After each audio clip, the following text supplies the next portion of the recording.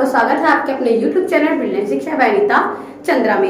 आज हम करेंगे क्लास 12 का चैप्टर नंबर फर्स्ट। अब हम चैप्टर नंबर फर्स्ट तो कर चुके हैं, लेकिन वो हम मैक्रो इकोनॉमिक्स का कर चुके थे। ठीक है, ये हमारी सेकंड बुक है, इंडियन इकोनॉमी ऑफ डेवलपमेंट, मतलब भारतीय अर्थव्यवस्था का विकास। तो बच्चा जो भारतीय अर्थव्यवस्था का विकास है, ये पूरी जो बुक है ये आपकी मोस्ट ऑफ इम्पोर्टेंट है, क्योंकि ये हमारी सारी क्या है, एग्रीकल्चर और इंफ्रास्ट्रक्चर पे ही बेस है। तो इसका चैप्टर का नाम है Indian economy on the eve of independence, मतलब हमारी जो भारतीय अर्थव्यवस्था है वो स्वतंत्रता के समय कैसी थी।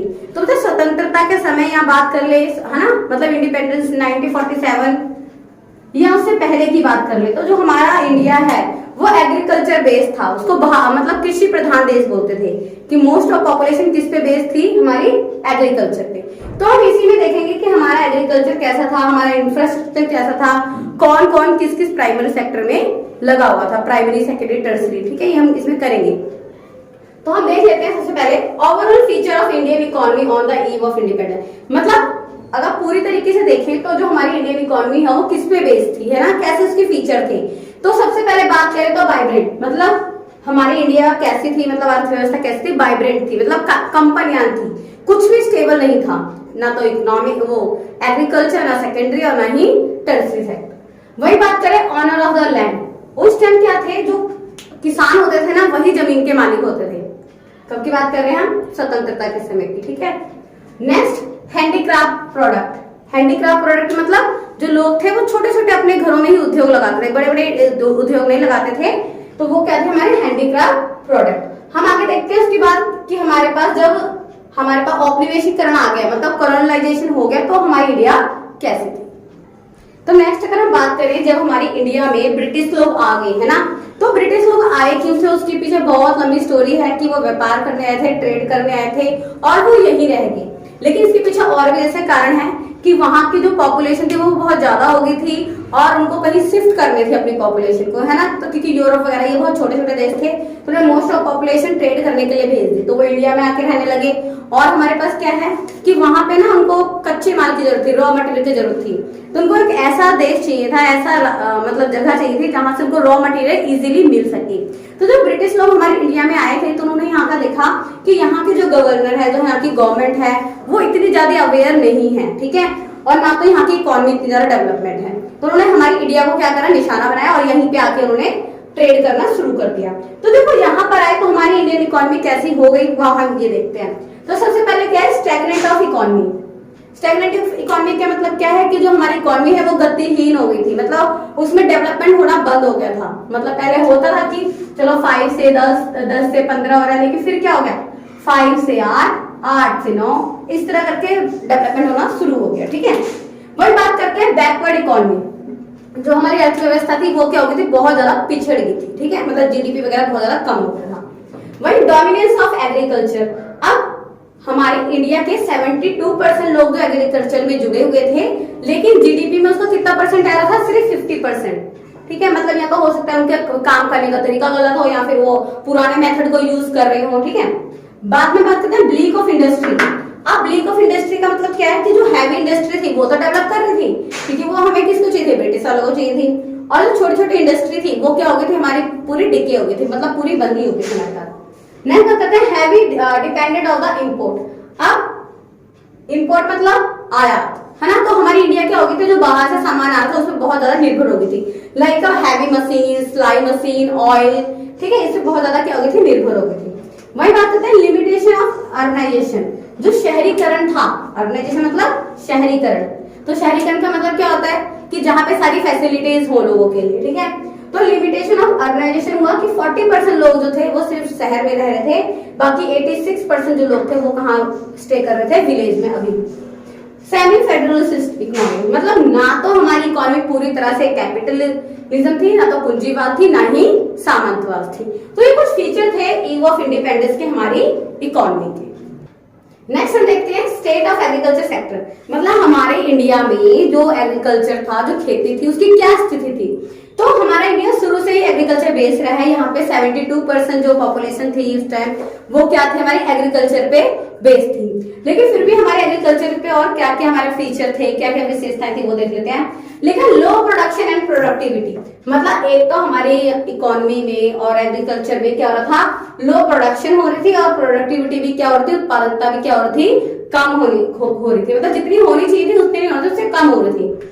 उसके बाद बात करें एक्सप्लॉयटेशन लैंड सेटलमेंट सिस्टम। अब ब्रिटिश वालों ने क्या करा हमारे इंडिया में, और यहाँ की अगर हम बात करें तो वहाँ की जो ब्रिटिश सिस्टम था वो क्या करना चाहता था, जो उसको रिक्वायर्ड थी, जैसे उसको चाय की फसल रिक्वायर्ड थी, है ना, अफीम चाहिए था उसको, नीम इंडिगो चाहिए था, तो वही फसल उगा रहा था। बाकी जो नेसेसरी फसल थी उसको वो उगाने के लिए परमिशन नहीं दे रही थी। मैं बात करते हैं एक्सप्लॉयटेशन लैंड सेटलमेंट सिस्टम। अब ब्रिटिश वालों ने एक न्यू सिस्टम करा, क्या करा उसने, जमींदारी सिस्टम। क्या करा उसने, जमींदारी सिस्टम। अब जमींदारी सिस्टम क्या था, ये एक ट्रायंगल शेप में था, ठीक है। यहाँ का हमारी गवर्नमेंट थी, मतलब ब्रिटिश, यहाँ पे हमारे जमींदार थे और ये हमारे टिलर्स थे, मतलब फार्मर्स थे, ठीक है। अब हुआ क्या, गवर्नमेंट क्या करती थी, वैसे जमींदारी सिस्टम होती क्या, पहले हम इसको थोड़ा देख लेते हैं कि हमारे इंडिया में भी था ये, मुगल साम्राज्य आया था तो ये जमींदारी सिस्टम तब भी था, लेकिन ब्रिटिश ने इसको और ज्यादा आगे कर दिया। तो इसमें होता क्या है, इसमें होता था कि जैसे हमारे पास एक किंग है, किंग क्या करता था, कुछ लोगों का अपॉइंट करता था, ठीक है, कुछ लोगों का क्या करता था, अपॉइंट करता था, और उनको बोलते थे मनसबदार, ठीक है।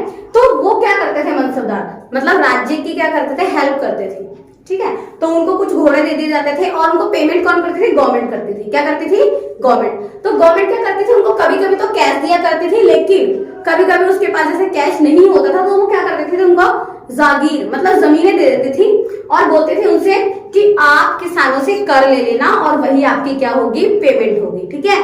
तो ये वहां सिस्टम था मनसबदार का, और मनसबदारों को जब जमीनें या जागीरें दी जाती थी तो उस सिस्टम को बोलते थे जमींदारी सिस्टम। तो लेकिन अंग्रेजों ने यहाँ पे क्या करा, अंग्रेजों ने जमींदार बनाए, उनको बोल दिया कि इनसे कर लो, ठीक है। जैसे सपोज जमींदार, इनको देना है 20%, गवर्नमेंट को कितना देना है, 20% देना है, तो जमींदार क्या करते थे, यहाँ से 40% ले लेते थे या 35% ले लेते थे टिलर से, ठीक है। तो टिलर से 20% गवर्नमेंट को देके बाकी कितना रखते थे, वो अपने पास रखते थे। तो जो ये था हमारे पास, ठीक है, टैक्स लेते थे यहाँ से 35% और 20% गवर्नमेंट को दे देते थे, बाकी जो 15% बचा वो क्या कर लेते थे, अपने पास रख लेते थे। और जो जमींदार थे वो अपनी मर्जी से इन पे टैक्स लगा देते थे फिर, है ना, जितना उनको प्रॉफिट चाहिए होता था। तो ये सिस्टम था किसका, जमींदारी सिस्टम का। तो इससे भी तंग आके लोगों ने क्या करा, जो खेती करना था वो छोड़ दिया, और कई लोग जो किसान वगैरह थे वो क्या कर लेते थे, सुसाइड वगैरह भी कर लेते थे। नेक्स्ट बात करते हैं फोर्स कमर्शियलाइजेशन ऑफ एग्रीकल्चर। मतलब कमर्शियलाइजेशन का मतलब होता है वाणिज्यकरण। अब इसमें क्या हुआ, ब्रिटिश ने क्या बोला कि आप बेसिक फूड मतलब फसलें ना उगाकर इंडिगो उगाओ, मतलब नील उगाओ, उसके बाद चाय, कॉफी और हमारे पास अफीम वगैरह, ठीक है। तो उन्होंने क्या कर दिया, जो एग्रीकल्चर था उसका कमर्शियलाइजेशन कर दिया कि किसान अपने खेत में वही फसलें उगाएंगे जिनको आगे बेच के प्रॉफिट कमाया जा सके। वही बात करते हैं lack of investment of agriculture infrastructure. अब यहां पे क्या हुआ, जो ब्रिटिश वाले थे उन्होंने क्या करा, जमींदारी सिस्टम शुरू कर दी थी, हमने पढ़ा था। तो जमींदारी सिस्टम वाले क्या कर रहे थे, वो सिर्फ क्या कर रहे थे, चाहे किसानों की जो जमीन है उसपे फसल हो या ना हो, उन्हें तो सिर्फ अपने टैक्स से मतलब है, ठीक है।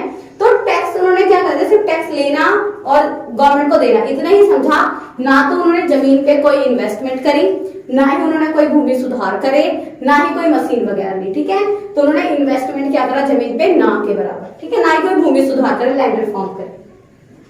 नेक्स्ट देख लेते हैं gulf between owner of the soil and tiller of the soil. मतलब एक तो होते हैं भूमि के स्वामी, दूसरे होते हैं जैसे मैं लैंडलॉर्ड हूँ जमीन की, ठीक है, मेरे पास जमीन है और मैंने क्या कर रखा है, उस पर किसानों को खेती करने के लिए दे रखी है। तो जो मैं ऑनर हूँ, ऑनर को सिर्फ अपने प्रॉफिट से मतलब था, उसको ये मतलब नहीं था कि जमीन में कोई सुधार करना है या नहीं करना है। ऑनर का मतलब सिर्फ ये था कि उसको ज्यादा प्रॉफिट होता रहे, बस। तो क्या था, ऑनर और किसानों के बीच की जो दूरी थी, जो खाई थी, वो और ज्यादा बढ़ती जा रही थी। नेक्स्ट बात करते हैं small and the fragmentation of land holding. अब छोटी छोटी जोतें थी, जोत मतलब जिसपे एक बार में खेती की जाती है, ठीक है। तो लोगों के पास छोटी छोटी मतलब जमीनें दे रखी थी और उन छोटी छोटी जमीनों पे खेती करना बहुत ज्यादा मुश्किल होता था और प्रोडक्शन क्या होता था, हमारा लो होता था। वही बात करते हैं सब्सटेंस आउटलुक। पहले लोग क्या करते थे, ईव ऑफ इंडिपेंडेंस मतलब यहाँ ब्रिटिश आने से पहले क्या करते थे, लोग अपनी जो फसल को बेचते नहीं थे, वो सिर्फ उतना ही उगाते थे जितना उनके परिवार को जरूरत होती थी। उसको बोलते थे सब्सटेंस आउटलुक, मतलब निर्वाह कृषि। लेकिन जब अंग्रेज आए हमारी इंडिया में तो उन्होंने ये जो आउटलुक था वो चेंज कर दिया। उन्होंने हमें क्या बताया कि हम जो फसल है उसको अपने परिवार के लिए रख के साथ में उन्होंने ट्रेड भी कर सकते हैं। तो ये कुछ फीचर थे किसके, एग्रीकल्चर सेक्टर के। नेक्स्ट हम बात कर लेते हैं इंडस्ट्रियल सेक्टर की, मतलब जो औद्योगिक क्षेत्र है उसकी। तो अगर हम ब्रिटिश की बात करें तो उन्होंने हमारे इंडिया में अगर कोई फैक्ट्री लगाएगी तो सिर्फ अपने फायदे के लिए लगाई, ठीक है। वैसे तो उन्होंने हमारे इंडिया से क्या चाहिए था, सिर्फ रॉ मटेरियल, ठीक है, कच्चा माल चाहिए था। बड़ी बात करते हैं डिके ऑफ हैंडीक्राफ्ट, तो उन्होंने हमारी इंडिया में आके जो छोटे छोटे लोग सजावट की चीजें है ना बनाते थे, उनको भी क्या कर दिया उन्होंने, वो वाली इंडस्ट्री खराब कर दी, डिके कर दी। अब उन्होंने क्या लगाया, कॉटन इंडस्ट्री लगाया, क्योंकि उनको यहाँ पे प्रॉफिट नजर आ रहा था, ठीक है। तो उन्होंने कॉटन इंडस्ट्री लगाया, और वो भी कहाँ लगाया, गुजरात महाराष्ट्र की साइड। नेक्स्ट बात करते हैं तो उन्होंने एक हैवी इंडस्ट्री भी लगाई, टिस्को। टिस्को मतलब Tata iron and steel company. ये क्यों लगाई, क्योंकि उनको आयरन की जरूरत थी, मशीनें बनाने के लिए आयरन वगैरह की जरूरत थी। और जो आयरन वगैरह था वो हमारे जो आदिवासी लोग थे वहां पे बहुत ज्यादा था, तो उनको वहां से विस्थापन कर दिया, ठीक है। या आप और ज्यादा हिस्ट्री की साइड जाके पढ़ सकते हो। तो वही बात करते हैं उन्होंने कैपिटल गुड्स लगाई, ठीक है। कैपिटल गुड्स मतलब ऐसी चीजें जिनसे आगे और प्रॉफिट कमाया जा सके, ठीक है। तो ये था हमारा इंडस्ट्रियल सेक्टर। तो अगर हम बात करें तो हमारी इंडिया में आकर जो हमारी छोटी छोटी इंडस्ट्री थी, ब्रिटिश वालों ने क्या करा, उनको खत्म करके और अपने फायदे के लिए ही सिर्फ क्या लगाई है, हमारी इंडस्ट्री का विकास करा जितना भी करा। वही हम बात करते हैं, हमने अभी एग्रीकल्चर कर लिया और हमारे नेक्स्ट था हमारा इंडस्ट्री भी हो गया। नेक्स्ट हम करते हैं फॉरेन ट्रेड। अब जब फॉरेन ट्रेड क्या था, विदेशी व्यापार। तो हमारे इंडिया में जो ब्रिटिश आए उन्होंने जो फॉरेन ट्रेड करा वो भी सिर्फ अपने फायदे के लिए ही करा। उन्होंने हमारा लिखा है exporter of the raw material. हमारे इंडिया से क्या करते थे, वो रॉ मटेरियल को लेके जाते थे। एक्सपोर्टर मतलब निर्यात करते थे, है ना। और आयात किस चीज का करते थे, इंपोर्टर करते थे फिनिश गुड का। मतलब यहाँ से कॉटन वगैरह लेके गए और वहां से कपड़े बनाए और कपड़े लाके हमारे इंडिया में बेच दिया। तो यहाँ से क्या है, exporter of the raw material, importer of the finish good. वही बात करते हैं मोनोपोली कंट्रोल। अब एक अधिकार नियंत्रण था, जितनी भी हमारी इंडिया में इंडस्ट्री लगाई थी उन्होंने, जितना भी ट्रेड कर रहे थे वो, तो उसपे क्या था, उनका अकेले का अधिकार था, वो किसी और को उसमें पार्टिसिपेट करने नहीं दे रहे थे। Surplus trade but only to the benefit of the British, मतलब उनको उन ट्रेड से फायदा हो रहा था, बहुत सारा फायदा हो रहा था, लेकिन सिर्फ किसको हो रहा था, ब्रिटिश गवर्नमेंट को हो रहा था, किसी को नहीं हो रहा था। तो यहाँ की अगर बात करें फॉरेन ट्रेड, तो फॉरेन ट्रेड सिंपल सा है, उन्होंने रॉ मटेरियल हमारे यहाँ से लेके जाना, फिनिश गुड लेकर आना। जो कंट्रोल था वो सिर्फ किसका था, ब्रिटिश वालों का था। और जो ट्रेड हो रहा था, मतलब बेनिफिट हो रहा था, वो किसको हो रहा था, सिर्फ ब्रिटिश वालों को। नेक्स्ट हम बात करते हैं डेमोग्राफिक प्रोफाइल। अगर डेमोग्राफिक प्रोफाइल की बात कर रहे हैं या जनसांख्यिकी रूपरेखा की बात कर रहे हैं, तो ये सब हमें पहले डाटा मिलता कहाँ से, डेथ रेट क्या है, बर्थ रेट क्या है ना, लिटरेसी रेट क्या है, तो ये सब हमें मिलता है सेंसस से, ठीक है, जनगणना से। अब जो ब्रिटिश ने सबसे पहले हमारे यहाँ पे जनगणना कराई थी, ऐसा भी नहीं था कि ब्रिटिश वाले बहुत खराब थे, उन्होंने सारे गलत काम करे, बहुत अच्छे काम भी करे, ठीक है। तो जनगणना का कंसेप्ट वही लेके आए थे। तो उन्होंने 1881 में फर्स्ट टाइम जनगणना करी थी। उसके बाद उन्होंने डिसाइड किया कि हर 10 साल बाद जाके क्या होगी, हमारी जनगणना करी जाएगी, ताकि हम अपने एक प्रोफाइल तैयार कर सके अपनी इंडिया का। तो बात करते हैं birth rate and death rate. अब होता क्या है, जन्म दर और मृत्यु दर। 1000 बच्चों के पीछे जन्म लेने वाले बच्चों की संख्या को क्या बोलते हैं, बर्थ रेट। और 1000 बच्चों के पीछे कितने बच्चों की डेथ हो गई है, इसको बोलते हैं डेथ रेट, ठीक है। तो अगर कहीं पे बर्थ रेट बहुत ज्यादा है तो हम उसको क्या बोलेंगे, मतलब बर्थ रेट बहुत ज्यादा है, मतलब इलिटरेसी है, वहां पे लोगों को ज्ञान नहीं है, जागरूक नहीं है कि कितना बर्थ रेट होना चाहिए, कितना नहीं होना चाहिए। वहीं अगर कहीं पे डेथ रेट बहुत ज्यादा है तो वहां पे हम ये देखेंगे कि वहां पे गरीबी बहुत ज्यादा है, वहां पे फैसिलिटीज नहीं है, इसलिए लोग मर रहे हैं, ठीक है। तो ये हमारा क्या था, ब्रिटिश के टाइम पे था। वही बात करते हैं इन्फेंट मॉर्टेलिटी रेट, मतलब शिशु मृत्यु दर, है ना। तो शिशु मृत्यु दर भी ये बोलते हैं, मतलब 1 साल से, मतलब 1 साल तक होते होते कितने बच्चों की डेथ हो जाती, मतलब डेथ हो जाती है, ठीक है। तो इन्फेंट मॉर्टेलिटी रेट, तो ये भी क्या था, उस टाइम थोड़ा ज्यादा था। और क्या बताता है ये कि उस टाइम क्या था, लोगों में जागरूकता कम थी, लोगों को पता नहीं था कि कौन सी बीमारी है, कौन सी बीमारी से बचना है, कौन से इंजेक्शन लगवा रहे हैं, ये सब। वही बात करते हैं लाइफ एक्सपेक्टेंसी। अब इसमें क्या होता है, जीवन प्रत्याशा, मतलब कौन कितनी ज्यादा एज तक जी सकता है और कितने तक नहीं। तो पहले क्या था, 44 ईयर लोग तक मतलब जीते थे लोग, लेकिन अब कितना हो गया, 69.4 हो गया। पहले कम था, इसका मतलब क्या थी, निर्धनता ज्यादा थी, है ना, अब फैसिलिटीज नहीं थी, बेसिक हॉस्पिटल वगैरह नहीं थे, लेकिन अब क्या है, वो फैसिलिटीज वगैरह हैं। तो ये था हमारा डेमोग्राफिक प्रोफाइल। नेक्स्ट देख लेते हैं ऑक्यूपेशनल स्ट्रक्चर, मतलब हमारा व्यवसायिक जो संरचना थी वो कैसी थी।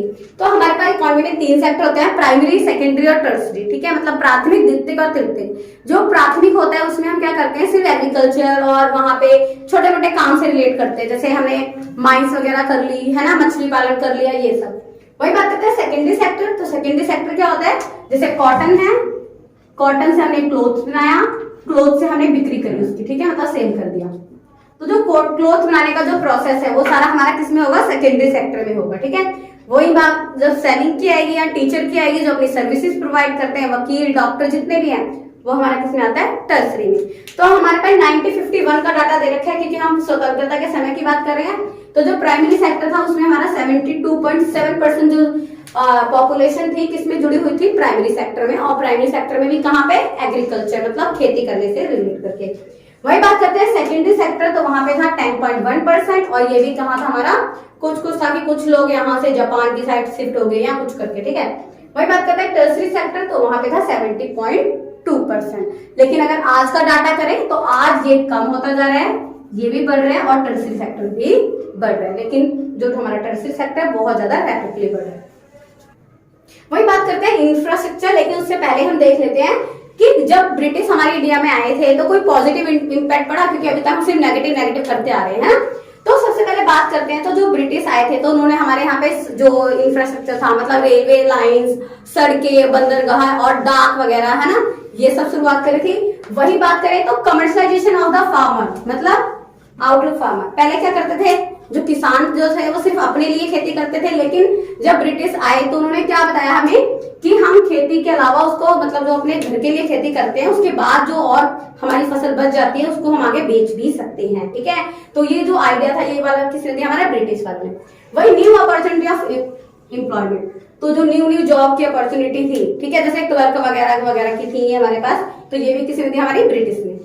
वही कंट्रोल ऑफ द फैमिन, पहले हमारे इंडिया में बहुत सारे अकाल, है ना, मतलब नेचुरल डिजास्टर वगैरह आते थे, लेकिन जब से हमारे इंडिया में ब्रिटिश वगैरह आए तो उन्होंने कुछ ऐसे सिस्टम, मतलब एग्रीकल्चर में भी बात कर लें, है ना, सॉइल टेस्टिंग वगैरह, ऐसी कुछ आइडियाज दिए हमारे, जिससे हमारे पास क्या हो गए, जो फेमिन्स वगैरह थे वो कम आ गए, इरिगेशन के सिस्टम हमारे पास न्यू आ गए थे। वही बात करते हैं मॉनेटरी सिस्टम, पहले हमारे इंडिया में बार्टर सिस्टम था। बार्टर सिस्टम मतलब कोई एक चीज के बदले दूसरी चीज दी जाती थी, लेकिन उसके बाद क्या आ गया, हमारा मॉनेटरी सिस्टम आ गया। वही बात करते हैं एडमिनिस्ट्रेशन, जो सुधार थे वो हमारे पास काफी अच्छे हो गए। तो ये था बच्चा हमारा chapter Indian economy of the eve of independent. I hope आपको समझ आया होगा। अगर आपको कोई भी क्वेरी हो तो आप हमसे पूछ सकते हैं। और अगर आपने अभी तक हमारे चैनल को लाइक, शेयर और सब्सक्राइब नहीं करा तो चैनल को लाइक, शेयर और सब्सक्राइब जरूर करें। Thank you so much.